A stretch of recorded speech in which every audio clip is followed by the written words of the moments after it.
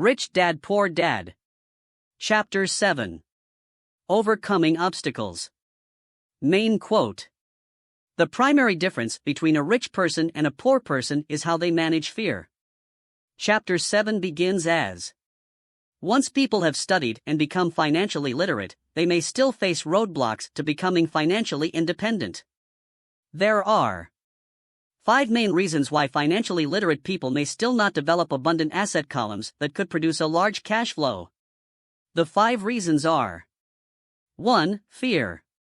2. Cynicism. 3. Laziness. 4. Bad habits. 5. Arrogance. Overcoming fear. I have never met anyone who really likes losing money.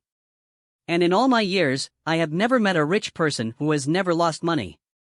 But I have met a lot of poor people who have never lost a dime investing, that is.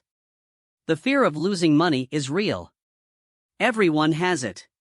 Even the rich. But it's not having fear that is the problem. It's how you handle fear. It's how you handle losing. It's how you handle failure that makes the difference in one's life. The primary difference between a rich person and a poor person is how they manage that fear. It's okay to be fearful. It's okay to be a coward when it comes to money. You can still be rich.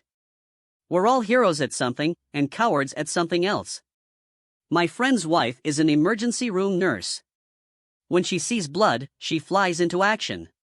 When I mention investing, she runs away. When I see blood, I don't run. I pass out. My rich dad understood phobias about money. Some people are terrified of snakes. Some people are terrified about losing money. Both are phobias, he would say. So his solution to the phobia of losing money was this little rhyme: if you hate risk and worry, start early. If you start young, it's easier to be rich. I won't go into it here, but there is a staggering difference between a person who starts investing at age 20 versus age 30. The purchase of Manhattan Island is said to be one of the greatest bargains of all time. New York was purchased for $24 in trinkets and beads. Yet if that $24 had been invested at 8% annually, that $24 would have been worth more than $28 trillion by 1995. Manhattan could be repurchased with money left over to buy much of Los Angeles. But what if you don't have much time left or would like to retire early? How do you handle the fear of losing money? My poor dad did nothing. He simply avoided the issue, refusing to discuss the subject. My rich dad, on the other hand, recommended that I think like a Texan. I like Texas and Texans, he used to say. In Texas, everything is bigger. When Texans win, they win big. And when they lose, it's spectacular. They like losing? I asked. That's not what I'm saying. Nobody likes losing. Show me a happy loser, and I'll show you a loser, said Rich Dad. It's a Texan's attitude toward risk, reward, and failure I'm talking about. It's how they handle life. They live it big. Not like most of the people around here, living like roaches when it comes to money, terrified that someone will shine a light on them, and whimpering when the grocery clerk shortchanges them a quarter. Rich Dad went on. What I like best is the Texas attitude. They're proud when they win, and they brag when they lose. Texans have a saying: if you're going to go broke, go big. You don't want to admit you went broke over a duplex. He constantly told Mike and me that the greatest reason for lack of financial success was because most people played it too safe. People are so afraid of losing that they lose, were his words. Fran Tarkenton, a one-time great NFL quarterback, says it's still another way: winning means being unafraid to lose. In my own life, I've noticed that winning usually follows losing. Before I finally learned to ride a bike, I first fell down many times. I've never met a golfer who has never lost a golf ball. I've never met people who have fallen in love who have never had their heart broken.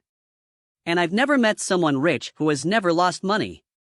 So for most people, the reason they don't win financially is because the pain of losing money is far greater than the joy of being rich. Another saying in Texas is, everyone wants to go to heaven, but no one wants to die. Most people dream of being rich, but are terrified of losing money. So they never get to heaven. Rich Dad used to tell Mike and me stories about his trips to Texas. If you really want to learn the attitude of how to handle risk, losing, and failure, go to San Antonio and visit the Alamo. The Alamo is a great story of brave people who chose to fight, knowing there was no hope of success. They chose to die instead of surrendering. It's an inspiring story worthy of study. Nonetheless, it's still a tragic military defeat. They got their butts kicked. So how do Texans handle failure? They still shout, "Remember the Alamo." He always told us this story when he was about to go into a big deal, and he was nervous. After he had done all his due diligence and it was time to put up or shut up, he told us this story. Every time he was afraid of making a mistake or losing money, he told us this story.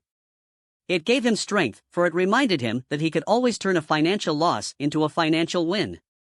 Rich Dad knew that failure would only make him stronger and smarter. It's not that he wanted to lose. He just knew who he was and how he would take a loss. He would take a loss and make it a win. That's what made him a winner and others losers. It gave him the courage to cross the line when others backed out. That's why I like Texans so much, he would say. They took a great failure and turned it into inspiration. As well, a tourist destination that makes them millions. But probably his words that mean the most to me today are these: Texans don't bury their failures. They get inspired by them. They take their failures and turn them into rallying cries. Failure inspires Texans to become winners. But that formula is not just the formula for Texans. It is the formula for all winners. I've said that falling off my bike was part of learning to ride. I remember falling off only made me more determined to learn to ride, not less. I also said that I have never met a golfer who has never lost a ball. For top professional golfers, losing a ball or a tournament provides the inspiration to be better, to practice harder, to study more. That's what makes them better. For winners, losing inspires them. For losers, losing defeats them. I like to quote John D. Rockefeller, who said, "I always try to turn every disaster into an opportunity." And being Japanese American, I can say this. Many people say that Pearl Harbor was an American mistake. I say it was a Japanese mistake. From the movie, Tora, Tora, Tora, a somber Japanese admiral says to his cheering subordinates, "I am afraid we have awakened a sleeping giant." Remember, Pearl Harbor became a rallying cry. It turned one of America's greatest losses into the reason to win. This great defeat gave America strength, and America soon emerged as a world power. Failure inspires winners. And failure defeats losers. It is the biggest secret of winners. It's the secret that losers do not know. The greatest secret of winners is that failure inspires winning, thus, they're not afraid of losing. Repeating Fran Tarkenton's quote, "Winning means being unafraid to lose." People like Fran Tarkenton are not afraid of losing, because they know who they are. They hate losing, so they know that losing will only inspire them to become better. There is a big difference between hating losing and being afraid to lose. Most people are so afraid of losing money that they lose. They go broke over a duplex. Financially, they play life too safe and too small. They buy big houses and big cars, but not big investments. The main reason that over 90% of the American public struggles financially is because they play not to lose. They don't play to win. They go to their financial planners or accountants or stockbrokers and buy a balanced portfolio. Most have lots of cash in CDs, low-yield bonds, mutual funds that can be traded within a mutual fund family, and a few individual stocks. It is a safe and sensible portfolio. But it is not a winning portfolio. It is a portfolio of someone playing not to lose. Don't get me wrong. It's probably a better portfolio than more than 70% of the population has, and that's frightening. It's a great portfolio for someone who loves safety. But playing it safe and balanced on your investment portfolio is not the way successful investors play the game. If you have little money and you want to be rich, you must first be focused, not balanced. If you look at any successful person, at the start they were not balanced. Balanced people go nowhere. They stay in one spot. To make progress, you must first go unbalanced. Just look at how you make progress walking. Thomas Edison was not balanced. He was focused. Bill Gates was not balanced. He was focused. Donald Trump is focused. George Soros is focused. George Patton did not take his tanks wide. He focused them and blew through the weak spots in the German line. The French went wide with the Maginot Line, and you know what happened to them. If you have any desire to be rich, you must focus. Do not do what poor and middle-class people do, put their few eggs in many baskets. Put a lot of your eggs in a few baskets and focus, follow one course until successful. If you hate losing, play it safe. If losing makes you weak, play it safe. Go with balanced investments. If you're over 25 years old and are terrified of taking risks, don't change. Play it safe, but start early. Start accumulating your nest egg early because it will take time. Getting out of the rat race, the first question to ask yourself is, how do I respond to failure? If failure inspires you to win, maybe you should go for it, but only maybe. If failure makes you weak or causes you to throw temper tantrums like spoiled brats who call attorneys to file lawsuits every time something doesn't go their way, then play it safe. Keep your daytime job. Or buy bonds or mutual funds. But remember, there is risk in those financial instruments also, even though they may appear safe. I say all this, mentioning Texas and Fran Tarkenton, because stacking the asset column is easy. It's really a low-aptitude game. It doesn't take much education. 5th grade math will do. But building your asset column is a game in which attitude plays a major role. It takes guts, patience, and a great attitude toward failure. Losers avoid failing. And failure turns losers into winners. Just remember the Alamo. Overcoming cynicism. The sky is falling. The sky is falling. Most of us know the story of Chicken Little who ran around warning the barnyard of impending doom. We all know people who are that way. There's a Chicken Little inside each of us. As I stated earlier, the cynic is really a little chicken. We all get a little chicken when fear and doubt cloud our thoughts. All of us have doubts. I'm not smart. I'm not good enough. So-and-so is better than me. Our doubts often paralyze us. We play the what-if game. What if the economy crashes right after I invest? What if I lose control and I can't pay the money back? What if things don't go as I planned? Or we have friends or loved ones who will remind us of our shortcomings. They often say, "What makes you think you can do that? If it's such a good idea, how come someone else hasn't done it?" That will never work. You don't know what you're talking about. These words of doubt often get so loud that we fail to act. A horrible feeling builds in our stomach. Sometimes we can't sleep. We fail to move forward. So we stay with what is safe, and opportunities pass us by. We watch life passing by as we sit immobilized with a cold knot in our body. We have all felt this at one time in our lives, some more than others. Peter Lynch of Fidelity Magellan Mutual Fund fame refers to warnings about the sky falling as noise, and we all hear it. Noise is either created inside our heads or comes from outside, often from friends, family, coworkers, and the media. Lynch recalls the time during the 1950s when the threat of nuclear war was so prevalent in the news that people began building fallout shelters and storing food and water. If they had invested that money wisely in the market, instead of building a fallout shelter, they'd probably be financially independent today. When violence breaks out in a city, gun sales go up all over the country. A person dies from rare hamburger meat in the state of Washington, and the Arizona Health Department orders restaurants to have all beef cooked well done. A drug company runs a TV commercial in February showing people catching the flu. Colds go up as well as sales of cold medicine. Most people are poor because, when it comes to investing, the world is filled with chicken littles running around yelling, "The sky is falling. The sky is falling." And chicken littles are effective, because every one of us is a little chicken. It often takes great courage to not let rumors and talk of doom and gloom affect your doubts and fears. But a savvy investor knows that the seemingly worst of times is actually the best of times to make money. When everyone else is too afraid to act, they pull the trigger and are rewarded. Some time ago, a friend named Richard came from Boston to visit Kim and me in Phoenix. He was impressed with what we had done through stocks and real estate. The Phoenix real estate prices were depressed. We spent 2 days showing him what we thought were excellent opportunities for cash flow and capital appreciation. Kim and I are not real estate agents.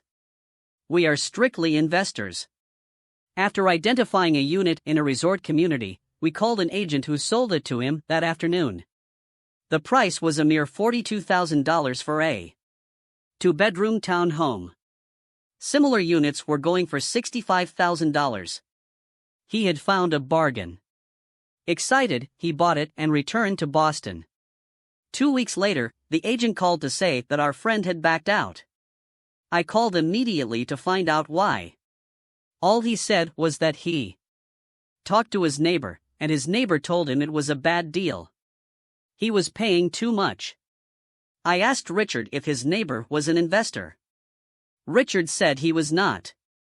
When I asked why he listened to him, Richard got defensive and simply said he wanted to keep looking. And a few years later, that little unit was renting for $1,000 a month, $500 in the peak winter months. The unit was worth $95,000. All Richard had to put down was $5,000 and he would have had a start at getting out of the rat race. Today, he still has done nothing. Richard's backing out did not surprise me. It's called buyer's remorse, and it affects all of us. The little chicken won, and a chance at freedom was lost. In another example, I hold a small portion of my assets in tax lien certificates instead of CDs. I earn 16% per year on my money, which certainly beats the interest rates banks offer on CDs. The certificates are secured by real estate and enforced by state law, which is also better than most banks. The formula they're bought on makes them safe. They just lack liquidity. So I look at them as 2 to 7-year CDs. Almost every time I tell someone that I hold my money this way, especially if they have money in CDs, they will tell me it's risky. They tell me why I should not do it. When I ask them where they get their information, they say from a friend or an investment magazine. They've never done it, and they're telling someone who's doing it why they shouldn't. The lowest yield I look for is 16%, but people who are filled with doubt are willing to accept a far lower return. Doubt is expensive. My point is that it's those doubts and cynicism that keep most people poor and playing it safe. The real world is simply waiting for you to get rich. Only a person's doubts keep them poor. As I said, getting out of the rat race is technically easy. It doesn't take much education, but those doubts are cripplers for most people. Cynics never win, said Rich Dad. Unchecked doubt and fear creates a cynic. Cynics criticize, and winners analyze was another of his favorite sayings. Rich Dad explained that criticism blinded while analysis opened eyes. Analysis allowed winners to see that critics were blind, and to see opportunities that everyone else missed. And finding what people miss is key to any success. Real estate is a powerful investment tool for anyone seeking financial independence or freedom. It is a unique investment tool. Yet every time I mention real estate as a vehicle, I often hear, "I don't want to fix toilets." That's what Peter Lynch calls noise. That's what my rich dad would say is the cynic talking, someone who criticizes and does not analyze, someone who lets their doubts and fears close their mind instead of open their eyes. So when someone says, "I don't want to fix toilets, I want to fire back," what makes you think I want to? They're saying a toilet is more important than what they want. I talk about freedom from the rat race, and they focus on toilets. That is the thought pattern that keeps most people poor. They criticize instead of analyze. I don't once hold the key to your success, Rich Dad would say. Because I, too, do not want to fix toilets, I shop hard for a property manager who does fix toilets. And by finding a great property manager who runs houses or apartments, well, my cash flow goes up. But, more importantly, a great property manager allows me to buy a lot more real estate since I don't have to fix toilets. A great property manager is key to success in real estate. Finding a good manager is more important to me than the real estate. A great property manager often hears of great deals before real estate agents do, which makes them even more valuable. That is what Rich Dad meant by I don't once hold the key to your success. Because I do not want to fix toilets either, I figured out how to buy more real estate and expedite my getting out of the rat race. The people who continue to say I don't want to fix toilets often deny themselves the use of this powerful investment vehicle. Toilets are more important than their freedom. In the stock market, I often hear people say, I don't want to lose money. Well, what makes them think I or anyone else likes losing money? They don't make money because they choose to not lose money. Instead of analyzing, they close their minds to another powerful investment vehicle, the stock market. I was riding with a friend past our neighborhood gas station. He looked up and saw that the price of gas was going up and thus the price of oil. My friend is a worrywart or a chicken little. To him, the sky is always going to fall, and it usually does, on him. When we got home, he showed me all the stats as to why the price of oil was going to go up over the next few years, statistics I had never seen before, even though I already owned substantial shares of an existing oil company. With that information, I immediately began looking for and found a new, undervalued oil company that was about to find some oil deposits. My broker was excited about this new company, and I bought 15,000 shares for 65 cents per share. And I drove by the same gas station, and sure enough, the price per gallon had gone up nearly 15%. Again, the chicken little worried and complained. I smiled because, a month earlier, that little oil company hit oil and those 15,000 shares went up to more than $3 per share since he had first given me the tip. And the price of gas will continue to go up if what my friend says is true. If most people understood how a stop worked in stock market investing, there would be more people investing to win instead of investing not to lose. A stop is simply a computer command that sells your stock automatically if the price begins to drop, helping to minimize your losses and maximize some gains. It's a great tool for those who are terrified of losing. So whenever I hear people focusing on their I don't wants, rather than what they do want, I know the noise in their head must be loud. Chicken Little has taken over their brain and is yelling, the sky is falling, and toilets are breaking. So they avoid their don't wants, but they pay a huge price. They may never get what they want in life. Instead of analyzing, their inner Chicken Little closes their mind. Rich Dad gave me a way of looking at Chicken Little. Just do what Colonel Sanders did. At the age of 66, he lost his business and began to live on his Social Security check. It wasn't enough. He went around the country selling his recipe for fried chicken. He was turned down 1,009 times before someone said yes. And he went on to become a multi-millionaire at an age when most people are quitting. He was a brave and tenacious man, Rich Dad said of Harlan Sanders. So when you're in doubt and feeling a little afraid, just do what Colonel Sanders did to his little chicken. He fried it. Overcoming laziness. Busy people are often the most lazy. We have all heard stories of a businessman who works hard to earn money. He works hard to be a good provider for his wife and children. He spends long hours at the office and brings work home on weekends. One day he comes home to an empty house. His wife has left with the kids. He knew he and his wife had problems, but rather than work to make the relationship strong, he stayed busy at work. Dismayed, his performance at work slips and he loses his job.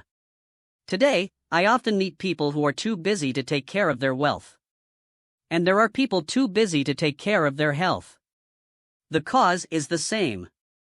They're busy, and they stay busy as a way of avoiding something they do not want to face. Nobody has to tell them. Deep down they know. In fact, if you remind them, they often respond with anger or irritation. If they aren't busy at work or with the kids, they're often busy watching TV, fishing, playing golf, or shopping. Yet deep down they know they are avoiding something important. That's the most common form of laziness by staying busy. So what is the cure for laziness? The answer is a little greed. For many of us, we were raised thinking of greed or desire as bad. Greedy people are bad people, my mom used to say. Yet we all have inside of us this yearning to have nice, new, or exciting things.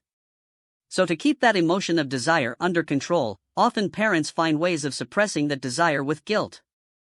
You only think about yourself. Don't you know you have brothers and sisters? Was one of my mom's favorites. You want me to buy you what? Was a favorite of my dad. Do you think we're made of money? Do you think money grows on trees? We're not rich people, you know.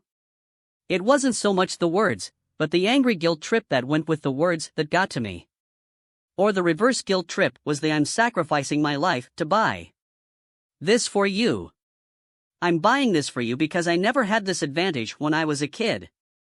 I have a neighbor who is stone broke but can't park his car in his garage. The garage is filled with toys for his kids. Those spoiled brats get everything they ask for. I don't want them to know the feeling of want are his everyday words. He has nothing set aside for their college or his retirement, but his kids have every toy ever made.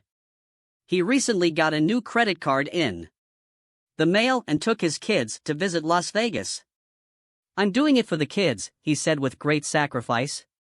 Rich Dad forbade the words, I can't afford it. In my real home, that's all I heard. Instead, Rich Dad required his children to say, how can I afford it? He believed that the words I can't afford it shut down your brain. It didn't have to think anymore. How can I afford it opened up the brain and forced it to think and search for answers. He felt the words, I can't afford it, were a lie. And the human spirit knows it. The human spirit is very, very powerful, he would say. It knows it can do anything. By having a lazy mind that says, I can't afford it, a war breaks out inside you. Your spirit is angry, and your lazy mind must defend its lie. The spirit is screaming, come on. Let's go to the gym and work out. And the lazy mind says, but I'm tired. I worked really hard today. Or the human spirit says, I'm sick and tired of being poor. Let's get out there and get rich. To which the lazy mind says, rich people are greedy. Besides, it's too much bother. It's not safe. I might lose money. I'm working hard enough as it is. I've got too much to do at work anyway. Look at what I have to do tonight. My boss wants it finished by morning.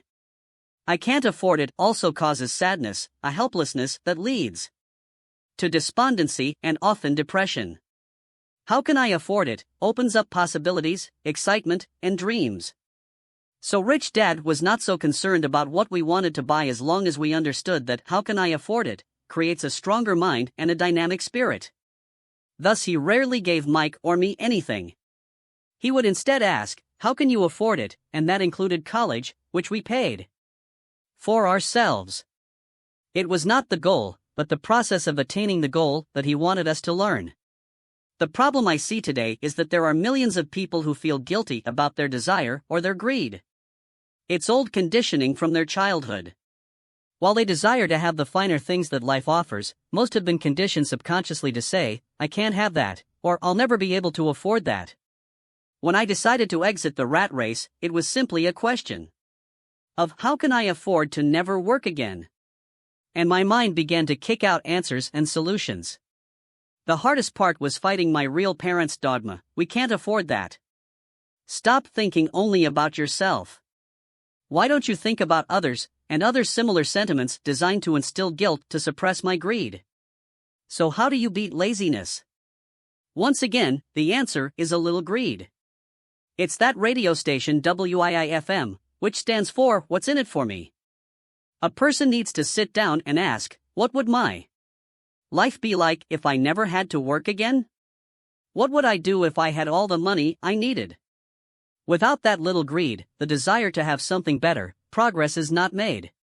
Our world progresses because we all desire a better life. New inventions are made because we desire something better. We go to school and study hard because we want something better.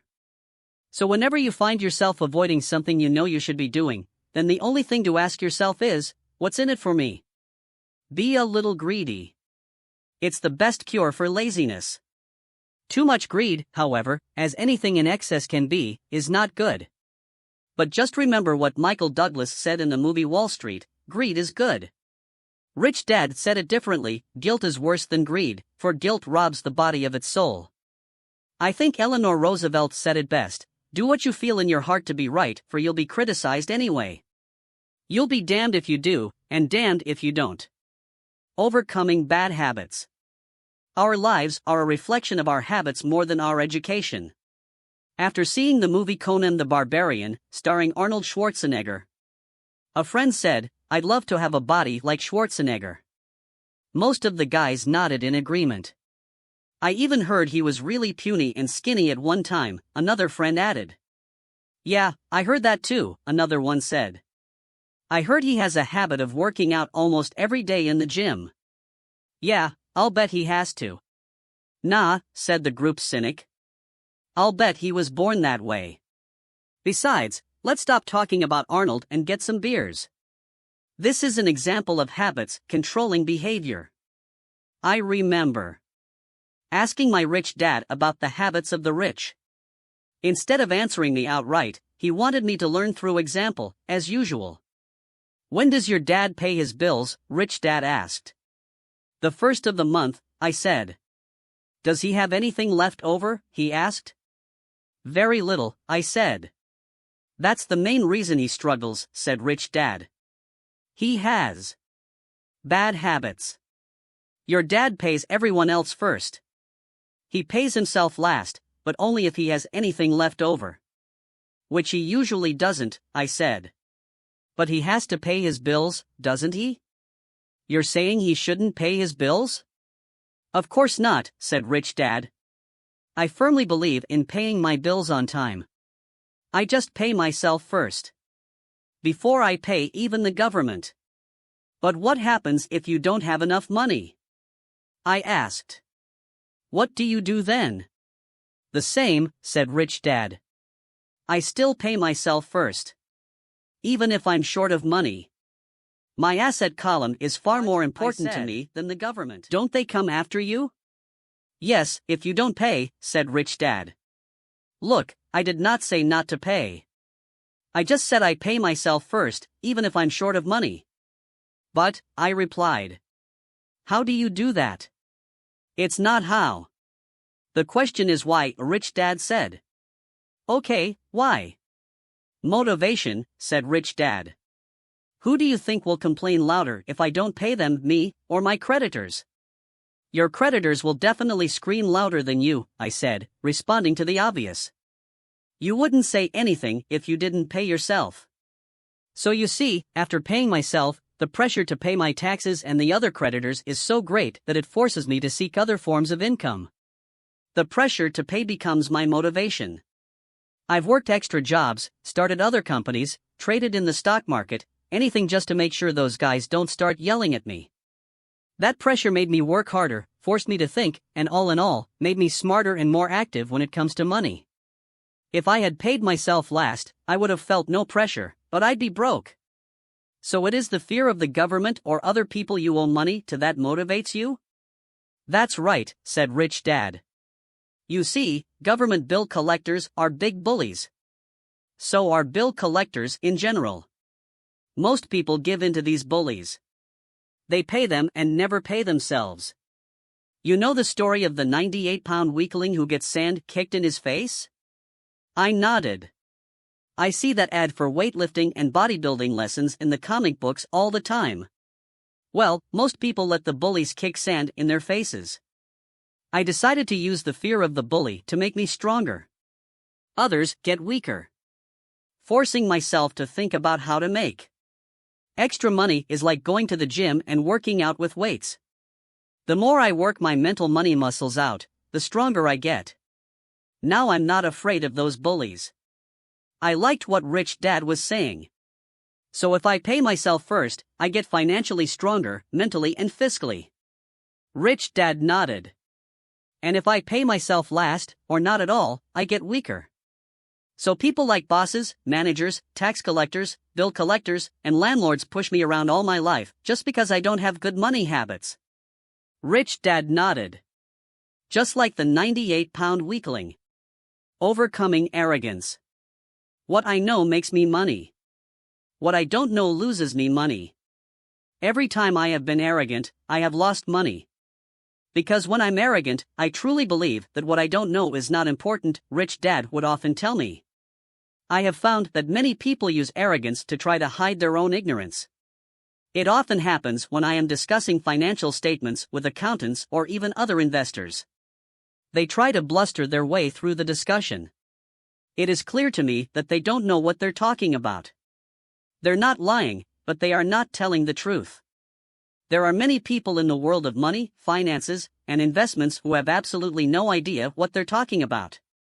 Most people in the money industry are just spouting off sales pitches like used car salesmen.